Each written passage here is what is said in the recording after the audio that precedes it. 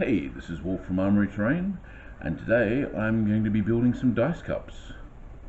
Now, I can hear you ask, what are dice cups?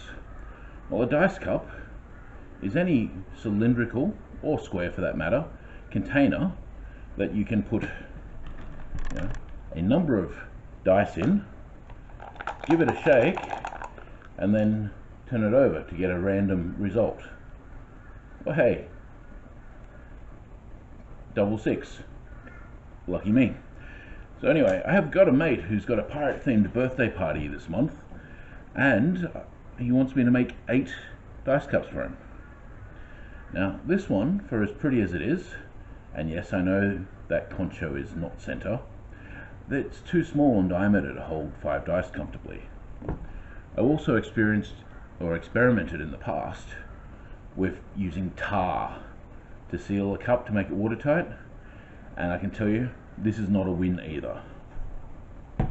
So instead I'm going more with this design, which is just a rectangle of leather with holes punched in it so it can be laced together to a circle underneath, and then similar to this smaller one, it'll also have some lacing detail around the top.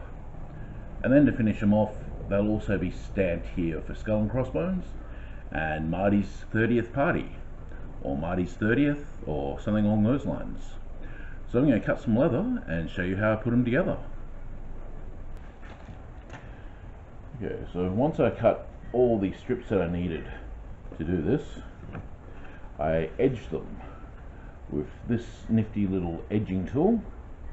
What that does is takes the hard corner off and makes this side less likely to feather and this side less likely to burr out, and as a result have a whole handful of leather stringing, which is rubbish. Now I could just smooth them out on the Dremel or on the belt sander, but doing that results in an awful lot of leather dust in the air, which is not nice in the lungs, which means I've got to wear all the masks and all the rest, and it's too muggy today to wear such things. So just edging by hand. Now that they're at this stage,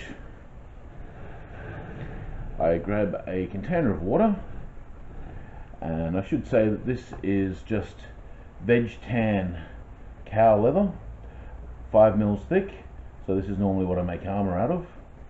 And at this stage what I do is I submerge it in the water. You can see it change colour.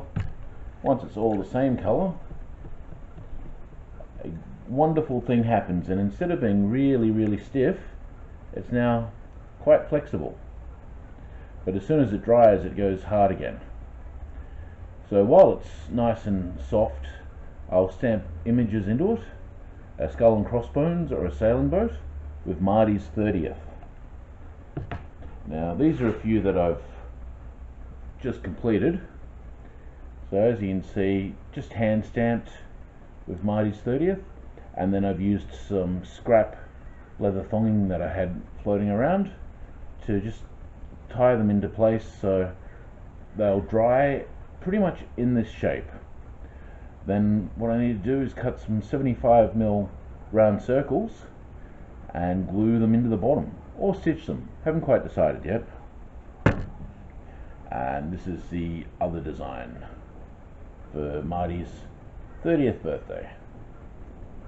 So I'm going to do some more of these, and if Marty turns up, I'm going to get him to do some stamping as well, because my eye is a little out today. Not that you could tell or anything, right? Yeah, so I'll get him to do a couple of stampings, and then we'll lace them all together and I'll show you the finished product. I have 2 finished dice cups here in front of me. I've decided that I'd glue the bottoms on, and they work really well. They're not coming off anytime soon, not even with drunken pirates playing dice with them. The materials used for this build were 5mm veg tan cow leather, and I used a rectangle some 250mm long by 75mm wide. The base in the cup is a 75mm diameter circle, and then the lacing on the side is 350 mils. Now, if you can see on the inside of the cup, you start the lacing at the top, and then you work your way down with a knot at the bottom to hold it together. And this is a dice cup. I hope you guys have enjoyed this very simple project, and I know there's a lot of proper leather workers out there that have probably screamed at me for doing some of the things I've done. To those I apologize, but for everybody else, these are rough pirate cups. That's what they're meant to look like, and that's what they are. This is Wolf from Armoury-Terrain saying go out and make something.